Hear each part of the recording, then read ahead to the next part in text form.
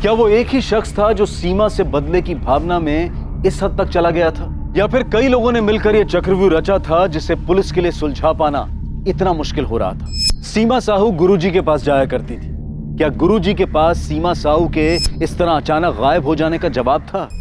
सीमा एक बहुत ही भली और न्यायप्रिय महिला थी जो अपने परिवार के हर व्यक्ति के बारे में सोचती थी। ऐसे ही होते हैं जिम्मेदार। सीमा के सर पर भी जिम्मेदारी का बड़ा बोझ था। सीमा के भी परिवार में ऐसे बहुत से लोग होंगे जो हर चीज के लिए उसे जिम्मेदार ठहराते होंगे। क्या सीमा ने इस बारे में आपसे कोई जिक्र किया था? सीमा मेरी सभा में हमेशा आया करती थी। यहाँ उसे शांति सी मिलती थी, कभी कभी बातें भी किया करती थी। हाँ, कुछ था उसके मन में जो उसे परेशान कर रहा था। मैं नहीं जानती गुरुजी, लेकिन हाँ मैं ये जानती हूँ कि मैं हर वक्त सही नहीं हो सकती, लेकिन अगर हर किसी को सही निर्णय और सही फैसले के लिए मुझी से उम्मीद है तो मैं क्या कर सकती हूँ? कभी कभी समय को अपना काम करने देना चाहिए सीमा। मैं हर चीज समय पर नहीं छोड़ सकती गुरुजी, और उसमें खास तौर पर जब हर कोई अपनी परेशानी का हल ढूंढने के लिए मेरे ही दरवाजे पर आकर दस्तक दे। देखो सीमा, तुम सबकी परेशानी या उसके हल के लिए जिम्मेदार नहीं हो। क्या तुम अपने दरवाजे पर आने वाले हर एक इंसान को जवाब देना अनिवार्य समझती हो, या क्या तुम अपनी जिम्मेदारी के बोझ के तले इतनी बुरी तरह दब गई हो कि तुम्हें यह लगता है कि हर इंसान को अपनी परेशानी लेकर तुम्हारे दरवाजे पर दस्तक देने आना चाहिए? मैं श्योर नहीं हूँ गुरुजी, लेकिन शायद हाँ, क्योंकि कहीं ना कहीं मैं अपने परिवार के लिए सही डिसीजन लेते रहना चाहती हूँ। आखिर वो लोग मेरे अपने हैं और उन लोगों को मुझसे बहुत उम्मीद है। अगर तुम शांति चाहती हो तो तुम्हें दूसरों की अशांति से दूर रहना होगा। क्या यह अशांति इतनी बुरी थी कि सीमा को घर से भागना पड़ा? जी, सीमा ऐसी नहीं थी। ये तो साफ तौर पर एक मायाजाल नजर आ रहा है। ऐसा कौन हो सकता है जो उसे मुख्तार सैयद के पास भेज सकता है? वो वहां क्यों जा सकती है? किसी जवाब की तलाश में ही गई होगी, ठीक उसी तरह जिस तरह वो यहाँ आई थी। आप सही कह रही, जरूर उसे किसी ने अपने जाल में फंसाया है। सर, मैं आपको पहले ही बता चुका हूँ कि 21 मार्च की सुबह को मेरी और सीमा दीदी की फोन पर क्या बात हुई थी। तुम्हारी और वैशाली की शादी से तुम्हारी पहली बीवी फौजिया काफी नाराज है ना? लेकिन सर, इस बात का सीमा दीदी से क्या नाता? हमें पता चला है कि सीमा की रजामंदी से तुम दोनों की शादी हुई थी, जिससे फौजिया की जिंदगी बर्बाद हो गई। सर, ये बात पूरी तरह से गलत है, बकवास है। मैं वैशाली और फौजिया दोनों का बराबर ख्याल रखता हूँ सर। मुझे समझ में नहीं आता कि आप लोग आखिर साबित क्या करना चाहते हैं। मैंने नम्रता से हर तरीके से बात की, वो कितनी भी बगावत कर ले, लेकिन अपनी बड़ी बहन सीमा को नुकसान पहुंचाने के सपने में भी नहीं सोच सकती। चाचा जी, मैं आपकी बात समझ सकता हूं, लेकिन एक बात खटक रही है। मुख्तार सैयद जैसे आदमी को मिलने के लिए सीमा कैसे जा सकती है, वो भी उसी दिन जिस दिन वो नम्रता को समझाने वाली थी। जरूर किसी ने हमारी सीमा से नम्रता के बारे में बात करने के लिए आने के मौके का फायदा उठाया है।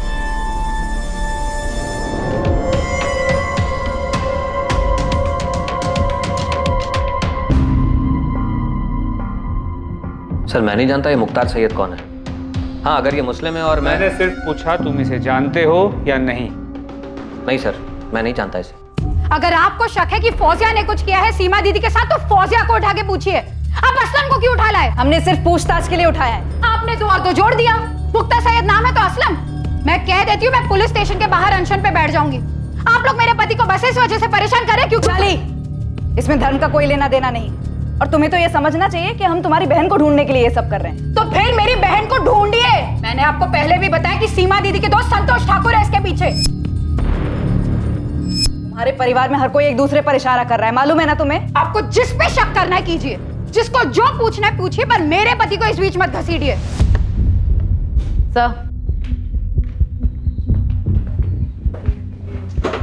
सर, ये वैशाली बहुत हंगामा कर रही है, धमकी दे रही है कि अगर हमने असलम को नहीं छोड़ा तो वो बाहर अनशन पर बैठ जाएगी। चोर की दाढ़ी में तिनका। कह नहीं सकते सर, पर ये सिचुएशन मुश्किल हो सकती है। उसने सीमा के हस्बैंड यशवंत को फोन करके बुला लिया है और बाकी लोगों को भी इकट्ठा कर रही है। ठीक है, उसे बोलो 10 मिनट में असलम को पूछताछ करके छोड़ते हैं। सर, असलम, हम तुम्हें पुलिस स्टेशन क्या ले आए? तुम्हारी बीवी वैशाली ने तो हंगामा मचा दी। क्यों नहीं मचाएगी सर? क्योंकि वो अच्छी तरह जानती है कि मैं सीमा दीदी के कितना करीब था, और आप लोग बिना किसी वजह के मुझसे इस तरह पूछताछ कर रहे हैं। और एक तरफ आप कह रहे हैं कि इसके पीछे मेरी पहली बीवी फौजिया का हाथ है।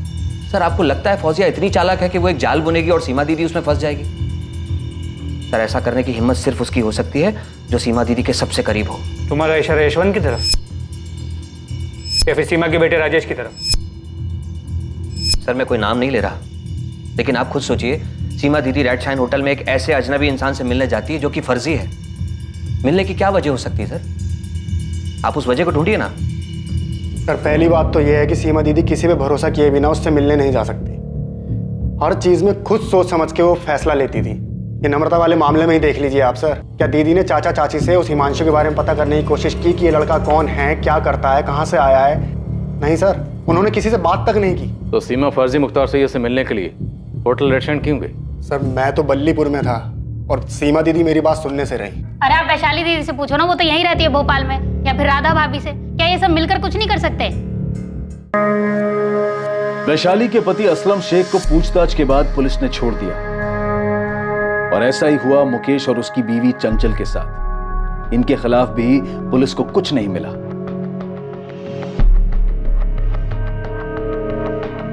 पुलिस ने हर उस शख्स के फोन रिकॉर्ड्स चेक कर लिए थे जो सीमा साहू के करीब था। सीमा साहू के पति और उसके बेटे ने अखबारों में इश्तिहार दिया जिसमें सीमा साहू को ढूंढने वालों के लिए इनाम घोषित किया गया था। सर, शक के घेरे में जितने भी लोग थे सबके कॉल रिकॉर्ड्स चेक कर लिए, लेकिन किसी के भी कॉल रिकॉर्ड्स में से कुछ भी नहीं मिला है। मालती ऐसा कैसे हो सकता है? एक भी कॉल ऐसी नहीं है जिससे ये लगे कि सीमा साहू को फंसाया जा रहा है। नहीं सर, सीमा के पति यशवंत और उसके बेटे राजेश के कॉल रिकॉर्ड्स भी चेक किए, ये सोचकर कि शायद कोई पर्सनल एंगल होगा, लेकिन किसी से भी कोई भी सुराग हाथ नहीं लगा है। तो फिर मामला है कहाँ? सीमा के पति यशवंत ने सीमा की तस्वीर अखबार में छपवाई, लेकिन सीमा का कोई अता पता नहीं, अभी तक कोई सामने नहीं आया। सर ये हाथी चौक में मैं इतने दिन से जितने भी रिक्शे वाले और प्राइवेट टैक्सी वाले हैं सबको ये फोटो दिखा के घूम रहा हूँ, पर ये सीमा साहू किसी भी पब्लिक ट्रांसपोर्ट से होटल रेड साइन तो आई नहीं है। कोई तो है जो उसे लेके आया है यहाँ। इस मुख्तार सैयद का कुछ पता चला? साहब इस फोटो से तो कोई भी इसे पहचान नहीं रहा है। आपके साइबर सेल से इसके बिना मुझ दाढ़ी वाली फोटो आने वाली थी ना, तो कल तक आ जाए। सीमा ने कोई पब्लिक ट्रांसपोर्ट नहीं लिया तो जरूर उसका कोई अपना ही उसे होटल रेड शाइन होटल लेकर गया, और ये सब कुछ बड़ी सोची समझी साजिश के तहत किया गया। तो ये जो भी है बहुत शातिर है, खुद तो अंदर गया नहीं और सीमा को अकेले अंदर भेज दिया।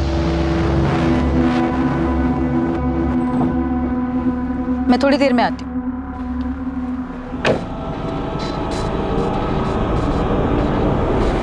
हाथी चौक के आसपास कोई दुकान, एटीएम, कहीं कोई सीसीटीवी नहीं है सर, लेकिन होटल रेड शाइन के आसपास नहीं। सीमा जहाँ रहती है राठी कॉलोनी, वहाँ तो नहीं है। तो सीमा के जितने भी करीब है उनमें से किसी की भी मोबाइल लोकेशन सीमा के मोबाइल लोकेशन से मैच नहीं करती। 21 मार्च को सब लोग या तो काम में या कहीं और बिजी थे। और हिमांशु कनौज या नम्रता का आशिक, उसकी तो बलीपुरा गाँव ही होगी। जी सर। और असलम शेख? असलम शेख अपने गांव महबूब नगर में ही था, उसका वहीं का लोकेशन आया। जैसा कि हमको पहले लगा था, अब तो ये और भी मुश्किल है कि सीमा को इतने दिनों तक बंदी बनाकर रखा गया हो। लेकिन अगर सीमा के साथ कुछ और भी हुआ तो कहाँ हुआ, कैसे हुआ, किसने किया? सर ये सारे परिवार वाले एक दूसरे की ओर इशारा कर रहे हैं। हो सकता है सीमा से इन सबको कोई ना कोई शिकवा रहा होगा। पॉसिबिलिटी है कि सीमा ने अपने परिवार के अलावा भी किसी और की जिंदगी में भी दखलंदाजी की होगी।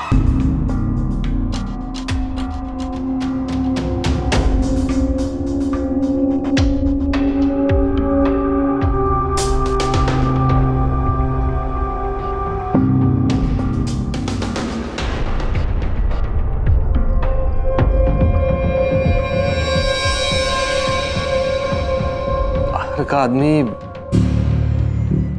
नहीं सर, उस बारे में मुझे कुछ नहीं पता, लेकिन हमारे मोहल्ले में सीमा का सबके साथ बहुत अच्छा था।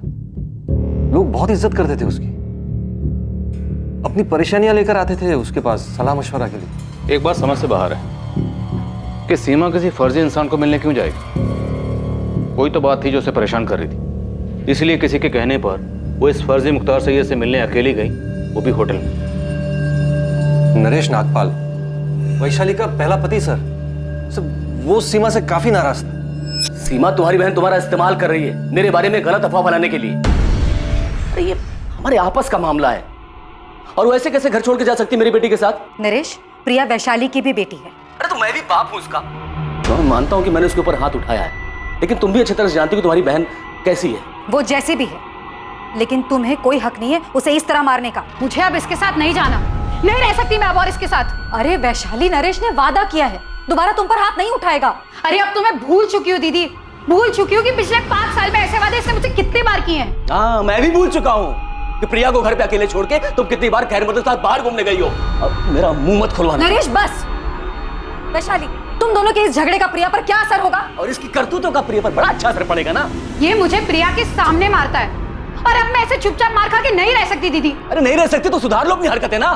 तुम पहले अपनी हरकतें ठीक करो, मैं तुम्हारे साथ नहीं आने वाली और ये बात तो तय है। सर, वैशाली और नरेश का डिवोर्स हुआ नहीं अभी तक, लेकिन वैशाली नरेश के पास जाना नहीं चाहती।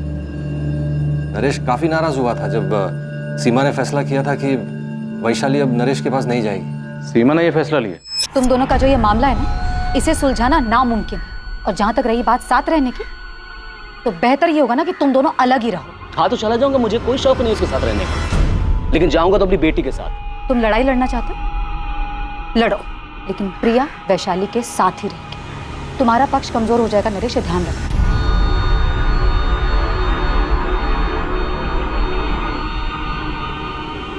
सीमा, मेरी एक बात याद रखना, ये बहुत महंगा पड़ेगा। नरेश नागपाल सर वही एक इंसान है जिसको मैं जानता हूँ, जिसने सीमा से नाराजगी जताई थी। हाँ सर। इस नरेश नागपाल से तो हम बात करेंगे। आप मुझे ये बताइए कि वो कौन सी बात थी जो सीमा को परेशान कर रही थी, क्योंकि इतना तो तय है कोई ना कोई बात तो थी जिसकी वजह से सीमा किसी के कहने पर उस फर्जी मुख्तार सैयद से मिलने गई। इससे पहले सीमा उस होटल में कभी नहीं गई, हमने चेक किया।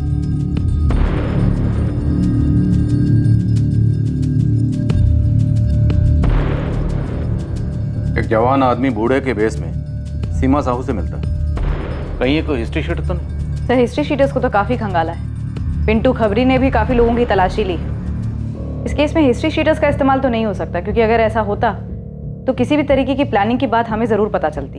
फिर भी पता करो, हो सकता है कोई पुराना हिस्ट्री शीटर हो। Okay sir. मालती, एक मिनट। जब हमने इस शख्स को सबसे पहले सीसीटीवी फुटेज में देखा था, तब सीमा के बेटे राजेश ने सबसे पहले ये पॉइंट आउट किया था कि इसकी मूछ, दाढ़ी और विग नकली है। ध्यान से देखिए सर, इस आदमी के चेहरे पे दाढ़ी मूछ सब कुछ नकली लग रहा है। सर, ये तो कोई ढोंगी है। तो क्या राजेश को पहले से पता था कि असली नहीं, नकली? और जैसा कि हम सोच रहे हैं कि सीमा से कोई परेशान हो गया होगा, तो क्या ये परेशानी सीमा के अपने ही घर में उसके सबसे करीब थी? सीमा का बेटा राजेश, सर उससे पूछताछ करनी चाहिए।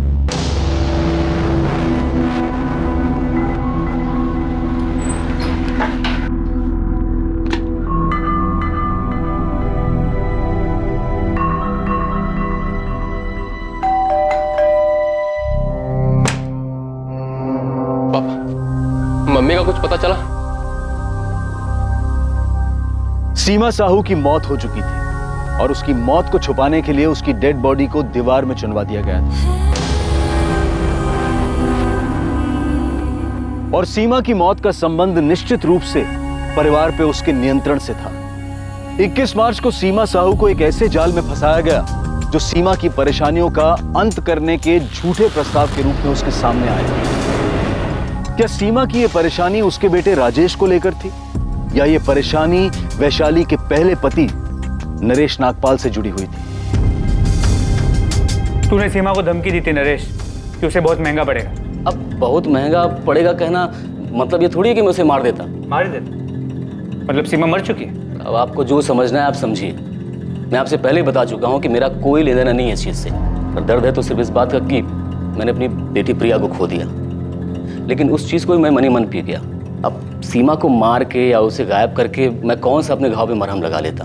वो तो खुद ही हताश थी। हताश? क्यों? अब आपको क्या बताऊं साहब, वैशाली ने क्या हरकत की थी।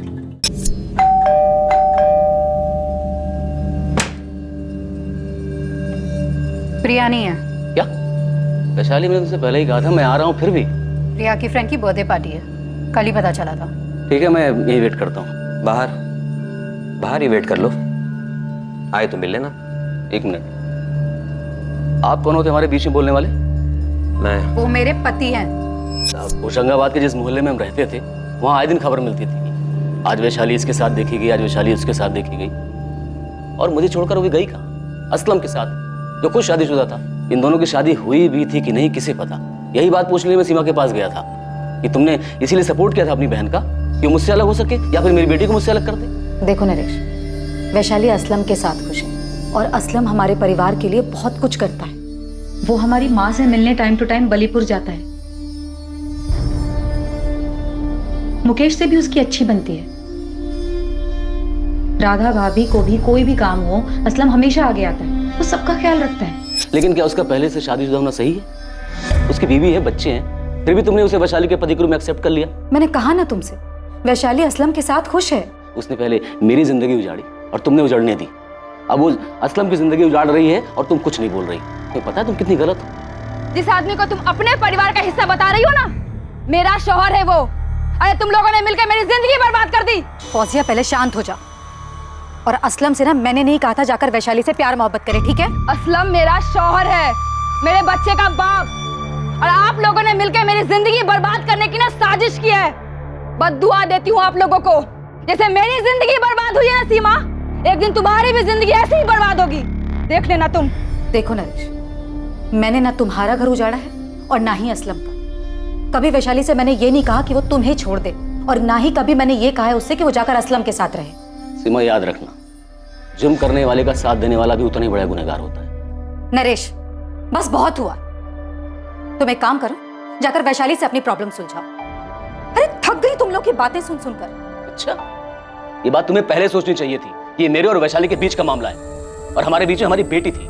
सीमा, तुम्हें हमारे मामले में दखल देना ही नहीं चाहिए था। सर, अब सीमा को मार के और उसे गायब करके मेरी बिखरी जिंदगी तो वापस नहीं मिलने वाली ना।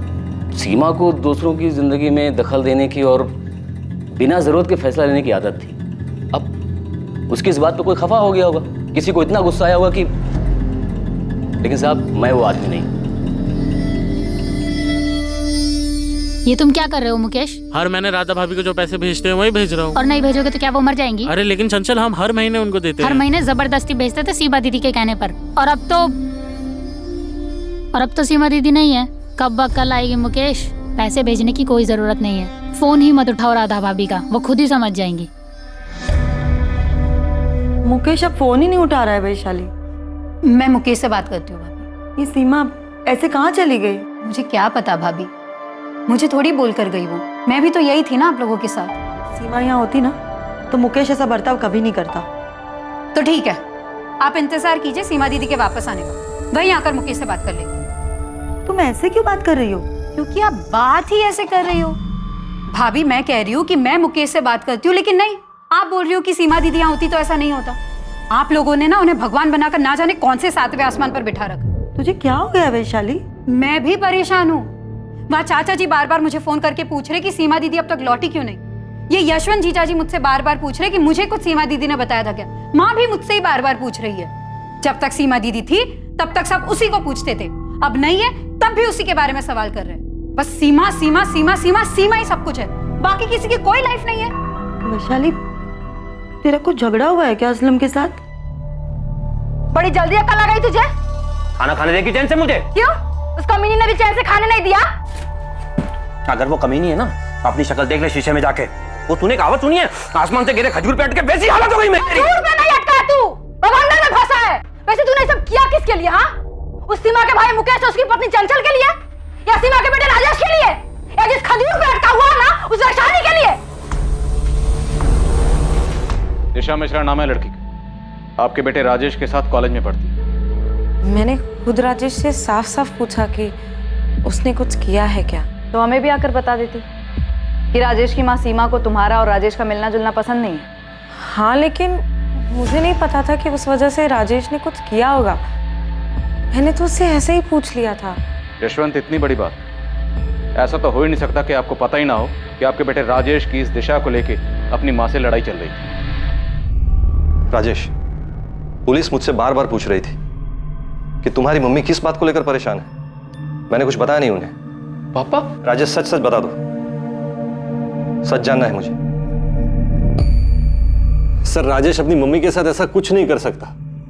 सर, मैंने पूछा था उसे, उसने बताया मुझे उसने ऐसा कुछ नहीं किया है। अब यही बात हमें आपके बेटे से पूछने दीजिए, लेकिन ये दिशा मिश्रा वाली बात आपको खुद हमें बहुत पहले बतानी चाहिए थी। आप साफ साफ बताइए, क्या आपकी पत्नी सीमा की परेशानी की वजह यही थी?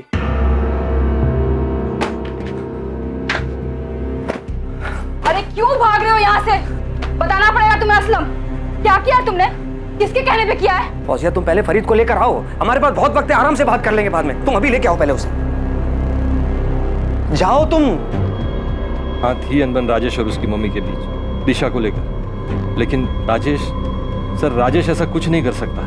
सर राजेश जो भी है अपनी मम्मी से, हमें शुरू से यही शक कि सीमा का कोई करीबी ही उसे उस फर्जी मुख्तार सैयद से मिलवाने के लिए होटल रेड शाइन लेकर गया।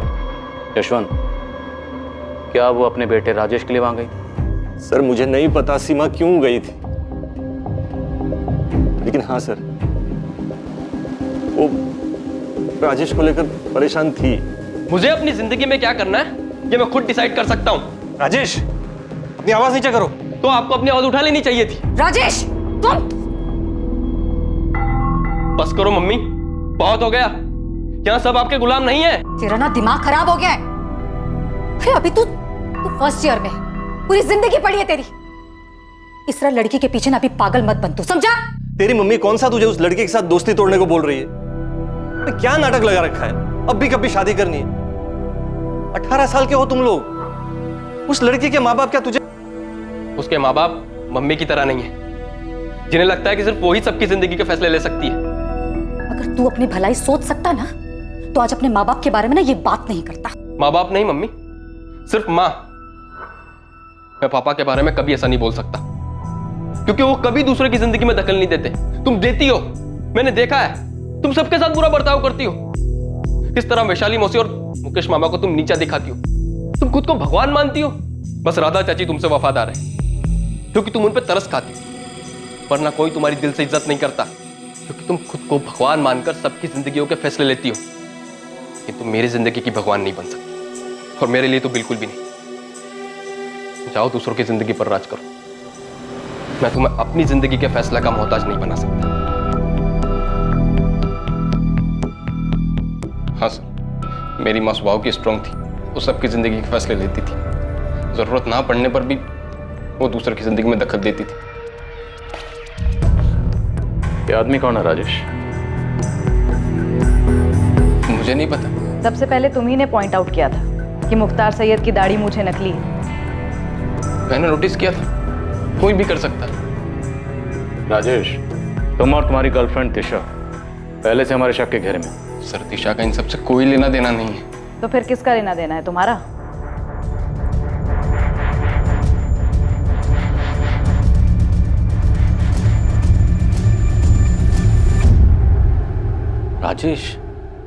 राजेश ने किया है ये? राजेश को पुलिस कस्टडी में ले चुकी है, लेकिन उसने अब तक कुछ बताया नहीं। The number you have called is currently switched off. आप लोग मुझसे सवाल कर रहे थे ना कि मैंने सीमा दीदी के साथ में क्या किया है। अब देखा किसने अपना गुस्सा निकाला है। वैसे क्या जरूरत थी सीमा दीदी को हर किसी के फैसले लेने की? क्या हर कोई अपने फैसले खुद नहीं ले सकता था? उनके अपने घर में बगावत चल रही थी। अगर सीमा दीदी के साथ में राजेश ने ऐसा कुछ किया भी है ना, माँ बाबा, उसका कसूरवार कोई और नहीं, आप सभी लोग हैं। आप सभी ने सीमा दीदी के इतने पर लगा दिए थे, उन्हें विश्वास दिलाया कि वो ही सबके सही गलत के फैसले ले सकती है। उन्हें इतना सर पे चढ़ा लिया था कि वो खुद को भगवान मानने लगी थी। ना मैं ये जानता हूँ कि ये मुख्तार सैयद कौन है, और ना मैं ये जानता हूँ कि ये आदमी कौन है। तो फिर कौन जानता है राजेश? किसने तुम्हारी मदद की थी 21 मार्च को दोपहर 12 बजे तुम्हारी माँ को होटल रेड शाइन ले जाने में? सब कुछ पहले से तय था ना कि कोई तुम्हारी माँ को बोलेगा कि होटल रेड शाइन जाना है और मुख्तार सैयद से मिलना। क्यों? क्योंकि वो तुम्हारी माँ की मदद करेगा, जिससे तुम अपनी गर्लफ्रेंड दिशा से दूर हो जाओगे और अपनी माँ के आज्ञाकारी बेटे बन जाओगे।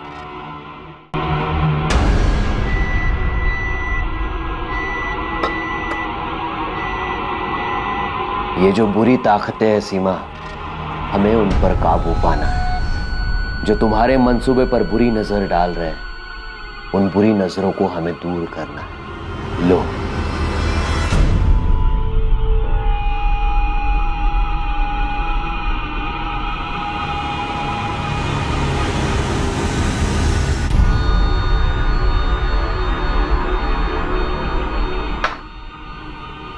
क्या इससे वो सारी बुरी शक्तियां खत्म हो जाएंगी जो आसपास मंडरा रही हैं?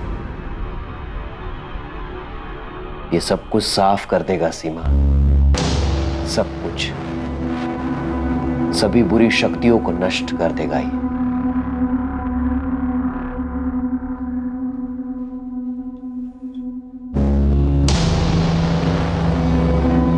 ये तावीज मैं अपने बेटे को दूंगी ना तो वो इसे कभी नहीं पहनेगा। वो मुझसे नाराज है, वो मेरी बात नहीं मानेगा। उसे लगता है कि मैं उसकी दुश्मन हूं। ये उसे पहनने के लिए मत बोलना, उसके बैग में एक छोटा सा पॉकेट बनाकर उसमें रख देना। ये अपना काम करना शुरू कर देगा और धीरे धीरे वो संभल जाएगा। मेरी किसी ने मदद नहीं की सर, किसी ने भी नहीं। हाँ, मैं बात नहीं कर रहा था मम्मी से, नाराज था मैं उनसे, लेकिन मैंने नहीं मारा उनको। मारा? मतलब हमारा शक सही था, उनकी मौत हो चुकी? सर 2 हफ्तों से ज्यादा हो गए। मम्मी खुद से घर से जाने वालों में से नहीं है, क्यों जाती वो? इतना पावर था उनके पास, सब उनके इशारों पे चलते थे। राजेश, तुम्हारी माँ तुम्हारे परिवार की ताकत थी, जो दूसरों के दुख दर्द में उनका साथ देती थी, दूसरों की मुश्किलों को हल करती थी, दूसरों के फैसले लेती थी। हाँ, हो सकता है कुछ फैसले उन्होंने गलत लिए, पर इससे किसी को उनको मारने का हक नहीं मिल जाता। मैंने नहीं मारा अपनी मम्मी को, नहीं मारा है मैंने। हो सकता है मेरी वजह से वो बहुत तकलीफ में थी, मेरी कोई बात बहुत ज्यादा बुरी लगी होगी उन्हें, लेकिन मैं क्यों मारूंगा अपनी मम्मी को? 21 मार्च को होटल रेड शाइन कौन ले गया था उन्हें? घर का ही कोई आदमी था जो तुम्हारी मदद कर रहा था। 21 मार्च को सुबह 8 बजे असलम शेख ने फोन किया था तुम्हारी मम्मी को। तुमने 21 मार्च की सुबह सीमा से बात की, जिस दिन वो लापता हुई। जी जी जी, बात की थी हमने। राजेश, क्या वो आदमी असलम शेख था? मुझे नहीं पता, मैंने नहीं मारा अपनी मम्मी को sir. I really miss sir.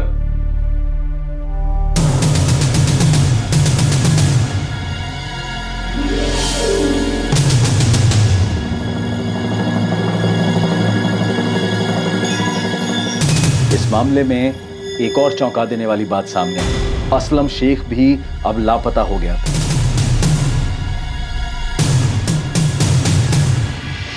मैं खुद असलम को फोन लगा रही हूँ, कल से उसका फोन बंद आ रहा है। कहाँ भाग गया वो? उधर हम राजेश तक पहुँचते हैं और इधर असलम भाग जाता है। मुझे भी नहीं पता, मैं खुद उस तक पहुँचने की कोशिश कर रही हूँ। उसका छोटा भाई शमशेर भी नहीं जानता कि असलम चला कहाँ गया है। सर आप क्या ढूंढ रहे हैं सर? अंदर के कबाड़ भी खाली है, लगता है दोनों भाग गए, असलम और फौजिया। कहाँ गए दोनों? सर नहीं पता सर, महबूब नगर में अम्मी अब्बू को भी फोन किया था सर, वहाँ पे भी नहीं है। देख, इतना तो साफ है कि ये सब कुछ असलम का किया था। अगर जल्द हाथ नहीं लगा ना, बुरा फंसेगा। अब ये बात पूरे परिवार को पता चल चुकी थी कि सीमा के साथ हुई इस वारदात में असलम शेख का ही हाथ था। और उनके लिए और भी चौंकाने वाली बात यह थी कि सीमा का बेटा राजेश खुद एक संदिग्ध था। शायद अपनी मां को फंसाने की साजिश में असलम शेख से मिला हुआ था। सीमा को पहले जाल में फंसाना, फिर उसकी हत्या कर देना, यह साजिश अब साफ होती जा रही थी। लेकिन असलम तक पहुंच पाना और यह साबित कर पाना कि इसमें राजेश का भी हाथ है, अब भी बहुत मुश्किल नजर आ रहा था। क्या सच में राजेश का अपनी मां की हत्या में हाथ था? बड़ी थी वो, तुम सबसे बड़ी। तुम्हारे पापा के गुजर जाने के बाद मैं बिल्कुल टूट गई थी। मुझे खुद समझ में नहीं आ रहा था कि इतनी सारी जिम्मेदारियां मैं कैसे संभालूंगी। तब सीमा ने आगे बढ़कर सब कुछ संभाला था। वो भी कह सकती थी कि उसका अपना परिवार है जिसे उसको संभालना है।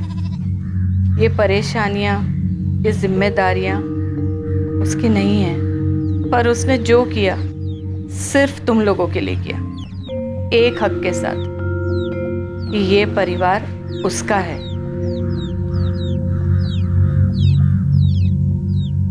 असलम शेख को हर जगह ढूंढा जा रहा था और सीमा के बेटे राजेश से बार बार कड़ी पूछताछ हो रही थी। लेकिन राजेश अपने बयान से हिलने को तैयार नहीं था। वो ये मानने को तैयार नहीं था कि उसकी मां की हत्या में उसका कोई हाथ है।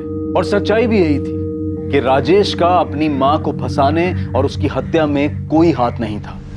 सर, ये असलम शेख जहां भी जा सकता है, दोस्त, रिश्तेदार, उन सबके घर के आसपास खबरियों को तैनात कर दिया। और अभी तक उसका कुछ पता नहीं चला?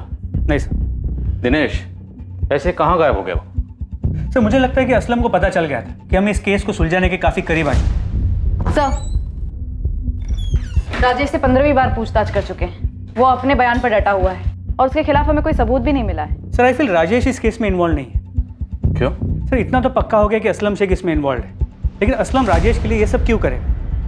सर आई मीन असलम को कोई तो फायदा होना चाहिए। राजेश असलम को ऐसे क्या दे सकता है कि असलम राजेश के लिए ये करे? अगर फायदे की बात है तो फिर मुकेश हो सकता है। उसकी पुश्तैनी घर और जमीन सीमा उसे बेचने नहीं दे रही थी।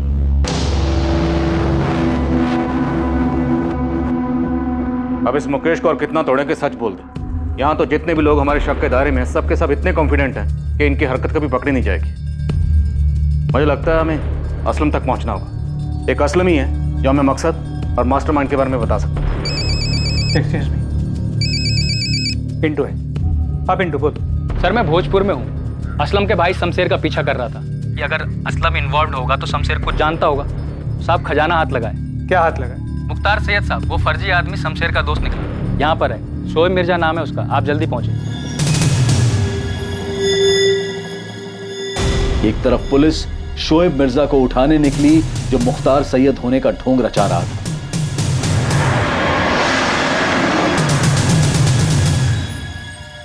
और दूसरी तरफ पुलिस ने असलम शेख के छोटे भाई शमशेर को उठाया। आइए साहब, ये वाला सामने वाला घर है।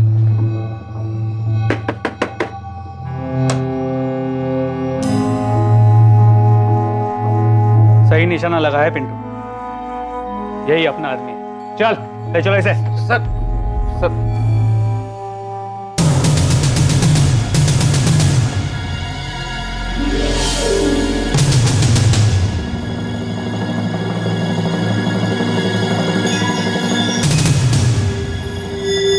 माशाअल्लाह, सही लग रहे हो शोएब। शुक्रिया असलम मियां। मस्त, एकदम मस्त एक्टर हो गया तू। हाथ तोड़ो या पैर तोड़ो शमशेर? कुछ मत कीजिए साहब, मैं सब बताता हूँ साहब। मैं तो सिर्फ असलम भाई की मदद की।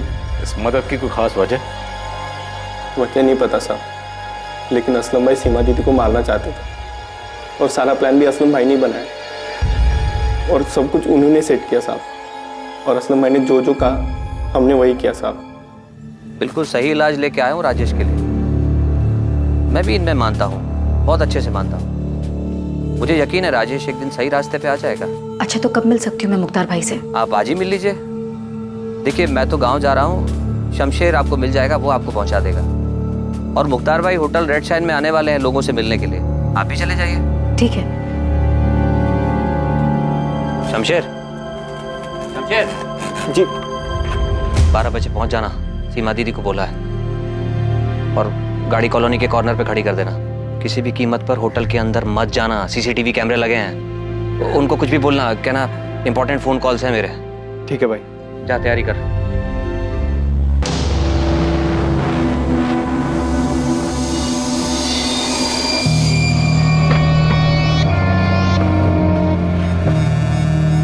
नमस्ते सीमा दीदी। नमस्ते शमशेर।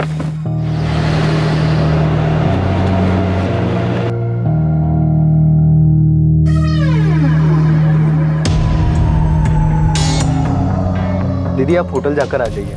मुख्तार भाई रूम नंबर 201 में है।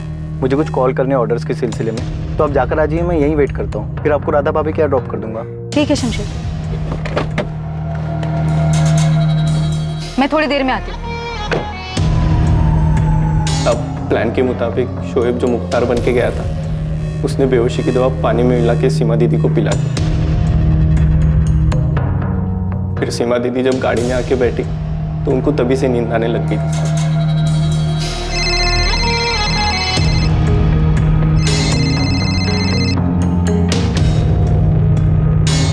हाँ संतोष। हेलो सीमा, कहाँ पर हो? सब लोग वेट कर रहे हैं तुम्हारा। मैं पहुंच रही हूँ। वो एक सहेली के घर पे कुछ काम था, वो काम खत्म करके बस आ रही हूँ। कहाँ पर हो तुम? हाँ संतोष, मैं आ रही हूँ, रास्ते में ही हूँ मैं तुम।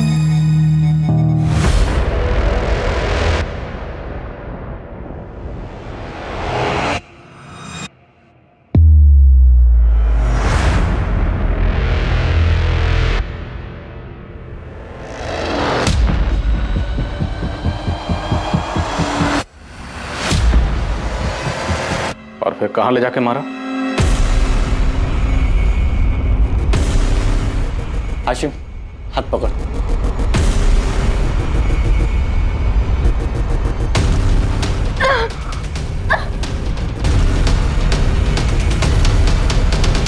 बॉडी कहाँ है शमशेर?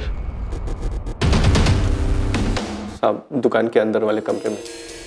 और जब रात में असलम भाई आए तो हमने क्या? हमने सीमा दीदी की बॉडी दीवार में चुनवा दी साहब।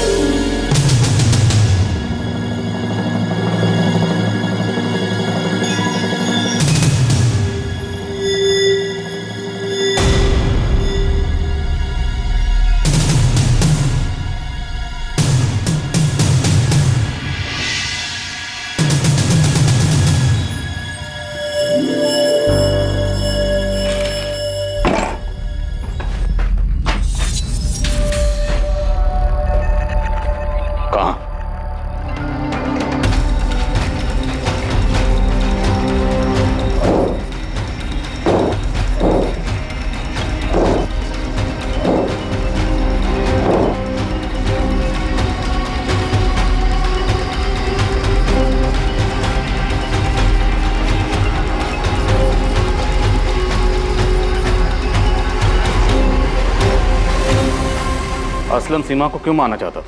नहीं पता साहब। तुमने बस उसकी मदद की है ना? वो मेरा भाई है साहब। लेकिन किस लिए? किसके साथ मिलकर इतनी बड़ी प्लानिंग की थी सीमा को मारने की? कारण कौन था? सीमा का बेटा राजेश या सीमा का भाई मुकेश? मुझे कुछ नहीं पता, मैं सच बता रहा हूँ साहब, मुझे कुछ नहीं पता। असलम भाई ने सीमा दीदी को क्यों मारा, ऐसा क्यों किया, मुझे कुछ नहीं पता। वो वैशाली साथ निकाह करके ना बहुत बड़ी गलती की असलम भाई ने, और फौजिया भाभी को भी धोखा दिया। जब असलम भाई सीमा दीदी को मारने का प्लान बना रहे थे तब असलम भाई बहुत परेशान थे साहब। सब परेशान थे? हाँ, और परेशानी की हालत में उसने सीमा के मर्डर का प्लान बनाया। असलम कहाँ है? असलम कहाँ है? बोल असलम कहाँ है? बोल। बता दो। असलम भाई और फौजिया भाभी होशंगाबाद में वहां छुपे हैं। होशंगाबाद में कहाँ? सीमा साहू को उसके बेटे राजेश से जुड़ी परेशानियों के हल का लालच दिया गया था, लेकिन सीमा को जाल में फंसाकर उसे बेहोश करना और फिर उसकी हत्या कर देने के पीछे का मकसद सबको चौंका देने वाला था।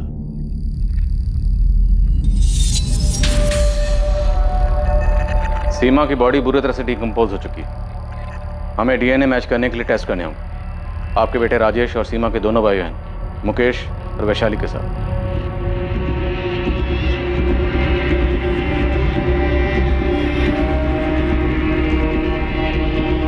दीदी की डेड बॉडी मिली है माँ, उन्होंने मुझे बुलाया डीएनए सैंपल्स के लिए। और वो असलम शेख, वो पकड़ा गया कि नहीं? उन्हें पता चल चुका है कि वो कहाँ छुपा है। सीमा, मेरे बच्चे।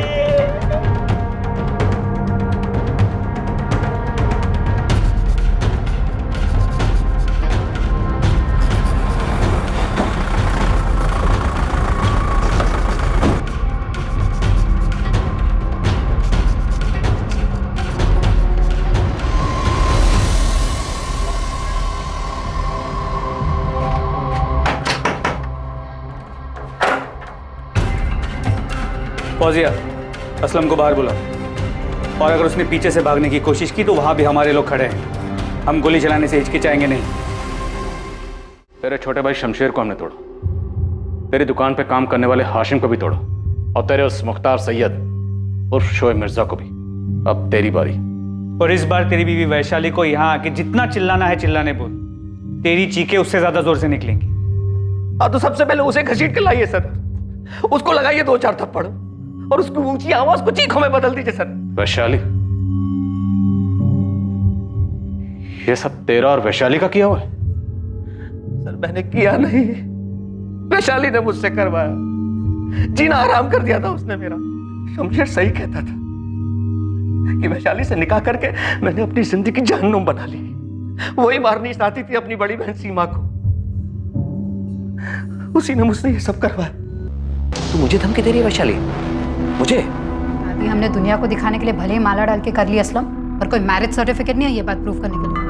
अगर पुलिस के पास गई ना तो तेरे पे रेप का चार्ज लगवाऊंगी। कैसी जलील औरत है तू, अपनी बहन को मरवाने की बात कर रही है, होश में तो है?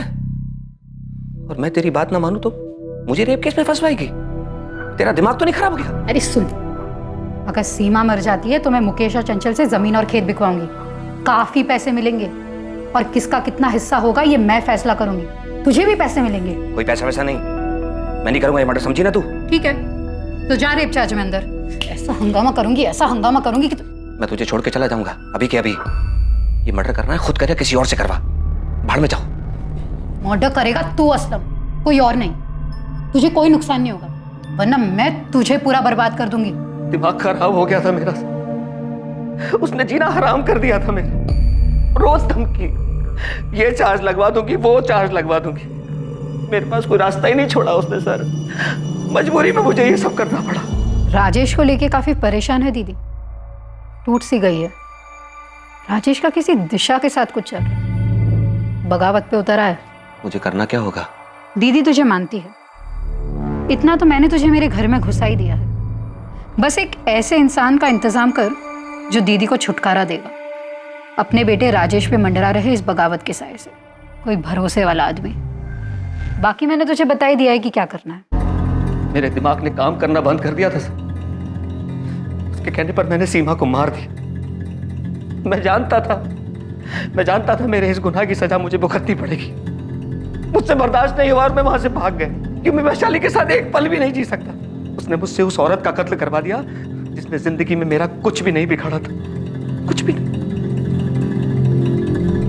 पुलिस मुकेश के पीछे, संतोष के पीछे, फिर राजेश के पीछे, सबके पीछे दौड़ते रहे, पर तुझ तक कभी नहीं आएगी असलम। देखा ना, तुझे पुलिस स्टेशन बुलाया था तो मैंने कैसा हंगामा किया। क्या हासिल हुआ? क्या हासिल हुआ सीमा को मारकर? वो सब कुछ जो उसके रहते नहीं मिलता असलम, सब कुछ। आजा बेटा प्रिया, तेरे कपड़े अंदर हैं, जाकर चेंज कर ले। मेरे कपड़े इधर है तो मम्मी किधर है? मम्मी वो भी थोड़ी देर में आ जाएगी प्रिया। हाँ तुम जाकर चेंज कर लो। हाँ बेटा। इसको बताया नहीं है कि वैशाली बुआ को अरेस्ट किया है। पता नहीं, इसे कैसे बताएंगे? बताना तो पड़ेगा अम्मा। सर असलम झूठ बोल रहा होगा, वो वैशाली को फंसा रहा है। वो नहीं अश्विन, वैशाली हमारे साथ चुपचाप चली है और अभी उसके साथ पूछताछ चल रही है, और ऐसा बिल्कुल भी नहीं लग रहा कि वैशाली को फंसाया जा रहा है। जलन, पैसा, खेत और गांव वाले घर से पैसा, सिर्फ इतना सा कारण था तुम्हारे पास? तुम्हें क्या लगा था कि हम सच्चाई तक कभी नहीं पहुंच पाएंगे, सीमा की बॉडी तक नहीं पहुंच पाएंगे? ये बेवकूफ असलम भागता नहीं तो कैसे पहुंचते आप? तो असलम बेवकूफ निकला और तुम शातिर थी, पर तुम सिर्फ शातिर थी जुर्म करने के लिए, और शायद घर में तुम्हें कोई पूछता भी नहीं था। इसी बात का तुम्हें गुस्सा था, खेत था, शिकवा था, है ना? हाँ था। तो सीमा को मार के अब सब तुम्हें उसका दर्जा देने लगेंगे, नहीं? दे या ना दे, उसका हुक्म चलना तो बंद हो गया ना, उसका भगवान बनना तो बंद हो गया ना। अब कोई उससे हर बात नहीं पूछेगा। बस इतनी सी प्रॉब्लम थी तुम्हें कि सीमा को सब मानते थे, तुम्हें कोई नहीं पूछता था? इतनी सी नहीं, बहुत ज्यादा प्रॉब्लम थी। मैं उससे सिर्फ 3 साल छोटी थी, कोई बच्ची नहीं हूं मैं। पर घर बेचना हो, खेत बेचना हो, किसको कितना मिलना चाहिए, किसको क्या करना चाहिए, क्या नहीं करना चाहिए, सब सिर्फ और सिर्फ उसी को पूछते थे। वही सारे फैसले लेती थी, वही सब कुछ चलाती थी। तो मार दिया मैंने उसे। लेकिन आपने देख लिया होगा, घर में सबको प्रॉब्लम थी उसके भगवान बन के बैठे रहने से। सब लोग चाहते थे कि सीमा नाम के सरदर्द से बस छुटकारा मिल जाए। हो सकता है तुम्हारे घर में बाकी लोगों को भी सीमा से प्रॉब्लम थी, पर किसी ने उसे मारने के बारे में नहीं सोचा। उसे मारने के बारे में सिर्फ तुमने सोचा। तुम जानती थी कि सीमा अपने बेटे राजेश को लेकर परेशान थी। तुमने उसकी इस कमजोरी का फायदा उठाया, उसे जाल में फंसाया और उसे दर्दनाक मौत दी। हाँ दी, मैंने उसे दर्दनाक मौत दी, क्योंकि मेरे अंदर भी बहुत दर्द था उसकी वजह से। असलम शेख, उसके भाई शमशेर शेख, हाशिम खान और शोएब मिर्जा को सीमा साहू के मर्डर के लिए दफा 302, किडनैपिंग के लिए दफा 364, सबूत मिटाने के लिए दफा 201, क्रिमिनल कॉन्स्पिरेसी के लिए दफा 120B और दफा 34 के तहत गिरफ्तार किया गया। साथ ही साथ सीमा साहू की बहन वैशाली नागपाल को भी सीमा के मर्डर के जुर्म में गिरफ्तार किया गया है। वैशाली की बेटी का ध्यान अब वैशाली की भाभी राधा रखती है। फौजिया ने असलम की वैशाली से दूसरी शादी को स्वीकार कर लिया था, अब वो ये स्वीकार कर रही थी कि असलम की दूसरी बीवी के साथ असलम भी एक अपराधी है। सीमा के बेटे राजेश को यह पछतावा था कि वो अनजाने में अपनी मां के लिए चिंता का कारण बन गया था, जिसे ढाल बनाकर एक जाल बिछाया गया जो सीमा की मौत का कारण बना। सीमा साहू परिवार का वो सदस्य थी जिसके पास सब लोग अपनी परेशानियां लेकर जाते थे, और ऐसा इसलिए नहीं था क्योंकि घर वालों ने उसे परिवार का मुखिया चुना था, बल्कि सब लोग उसके पास इसलिए जाते थे क्योंकि वो एक बहुत ही जिम्मेदार महिला थी, सबकी सुनती थी और अपनी जिम्मेदारी बखूबी निभाती थी, और उसमें वो सारी खूबियां थी जो एक अच्छे मुखिया में होती है। वैशाली जो सीमा की जगह लेना चाहती थी, सारे फैसले खुद करना चाहती थी, क्या वो इस परिवार का नेतृत्व करने में सक्षम थी? क्या वो असल में सीमा की तरह ये जिम्मेदारी संभाल सकती थी? वैशाली की नाराजगी और उसके असंतोष ने ना सिर्फ उसको बल्कि उसके पति असलम शेख को भी अपराधी बना दिया। एक मुखिया बनने के लिए या मुखिया होने का दावा करने के लिए एक व्यक्ति को सबके लिए समान रूप से जिम्मेदार होना पड़ता है। और सबसे जरूरी बात यह कि समाज में, परिवार में या जहां भी हम काम करते हैं, वहां हमें जिम्मेदारी खुद अपने कंधों पर लेनी होती है। किसी भी हद तक जाकर किसी को अपने रास्ते से हटाकर उसकी जगह लेने से हम वो इंसान कभी नहीं बन पाते हैं जिसकी जगह हम लेना चाहते हैं। 2 दिसंबर से देखिए क्राइम पेट्रोल सतर्क एक नए समय पर, सोमवार से शुक्रवार रात 10:30 बजे, सिर्फ सोनी टीवी पर। जय हिंद।